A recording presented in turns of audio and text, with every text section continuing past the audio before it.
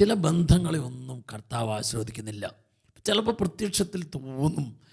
നമ്മൾ ചില കാര്യങ്ങളിലൊക്കെ നോക്കുമ്പോൾ ചില മാനുഷിക ബന്ധങ്ങൾ, ആ ബന്ധങ്ങൾ ചിലപ്പോൾ വിവാഹത്തിലേക്ക് നയിക്കുന്ന ബന്ധങ്ങളായിരിക്കാം, അല്ലെങ്കിൽ അതുപോലുള്ള കാര്യങ്ങളായിരിക്കാം. കർത്താവ് ആ ബന്ധത്തെ ഒരു കുടുംബ ജീവിതത്തിൻ്റെ കാര്യത്തിൽ, വിവാഹം എന്ന ജീവിതത്തിലേക്ക് ആ ബന്ധത്തെ ആസ്വദിക്കുന്നുണ്ടോ? പലപ്പോഴും ഇന്ന് പലവിധ താൽക്കാലിക സുഖ സന്തോഷങ്ങളുടെ കാര്യത്തിൽ മനുഷ്യൻ പോകുമ്പോഴാണ് അതെല്ലാം ശരിയാണ് എന്ന് തോന്നുന്നത്. പലപ്പോഴും മനുഷ്യൻ്റെ ബുദ്ധിയിലും ചിന്തയിലും കാണുന്ന പല വിവാഹാലോചന ബന്ധങ്ങളും ദൈവം ആശീർവദിക്കാത്തത് കൊണ്ട്, ദൈവം ആശീർവദിക്കാത്ത ഏത് ബന്ധങ്ങൾ ആരംഭിച്ചാലും അത് ദൈവത്തിൻ്റെ ആശീർവാദമില്ലാത്തത് കൊണ്ട് തന്നെ അത് വിജയപ്രദമായി തീരില്ല.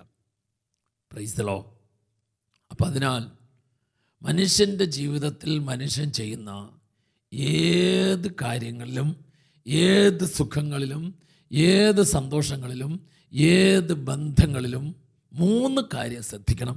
3 കാര്യങ്ങൾ ശ്രദ്ധിച്ചില്ലെങ്കിൽ അത് മനുഷ്യനെ ദൈവത്തിൽ നഷ്ടപ്പെടാൻ, മനുഷ്യൻ ദൈവത്തിൽ അകലാൻ കാരണമായി തീരും.